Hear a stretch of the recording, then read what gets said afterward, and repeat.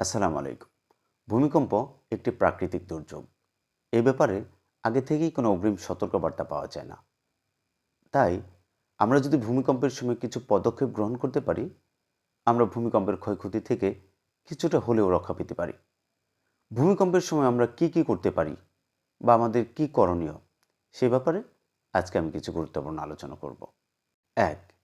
ভূমিকম্পের সময় ঘরের কোনো শক্ত টেবিল বা কোনো শক্ত আসবাবপত্রের নিচে আশ্রয় নিতে হবে এবং শক্ত করে তা ধরে রাখতে হবে। ২. ভূমিকম্পের সময় আতঙ্কিত হওয়া যাবে না, বরং আতঙ্কিত না হয়ে ভূমিকম্পের ঝাঁকুনি শেষ হওয়ার আগ পর্যন্ত ঘরের মধ্যেই অবস্থান করতে হবে। কারণ আতঙ্কিত হয়ে ঘর থেকে দ্রুত বের হতে গেলে আরও বেশি বিপদের সম্ভাবনা থাকবে। ৩. যত দ্রুত সম্ভব ঘরের সকল বৈদ্যুতিক সুইচ এবং গ্যাস সংযোগ বন্ধ করে দিতে হবে। ৪. ঘরে কোনো শক্ত হেলমেট থাকলে তা মাথায় পরতে হবে। ৫. ভূমিকম্পের সময় কোনো বহুতল বিল্ডিং বা পাকা দালানে থাকলে সেখান থেকে বের হওয়ার চেষ্টা না করাই ভালো, বরং সেখান থেকে বের হওয়ার চেষ্টা না করে ঘরের কোণে, ঘরের কলাম বা বিমের নিচে বা কোনো নিরাপদ স্থানে আশ্রয় নিতে হবে। ৬. ঘরের কাচের আসবাবপত্র এবং যে কোনো ধরনের সেলফ থেকে দূরে আশ্রয় নিতে হবে। ৭.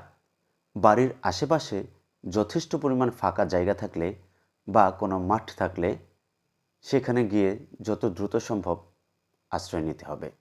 তবে কোনো বৈদ্যুতিক খুঁটি, গাছ কিংবা বহুতল ভবনের আশেপাশে আশ্রয় নেওয়া যাবে না। আর ঘর থেকে বের হওয়ার সময় কোনো কিছু নেওয়ার জন্য অযথা দেরি করা যাবে না। ৮. ভূমিকম্পের সময় লিফট ব্যবহার করা যাবে না। ৯. ট্রেন, বাস বা কোনো গাড়িতে থাকলে চালককে তা থামাতে বলতে হবে এবং কোনো নিরাপদ জায়গায় আশ্রয় নিতে হবে। কোনো অবস্থাতেই কোনো ব্রিজের উপর গাড়ি থামানো যাবে না।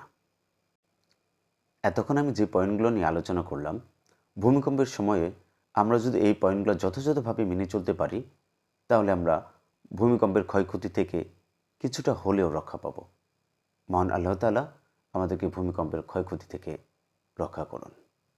আল্লাহ হাফেজ।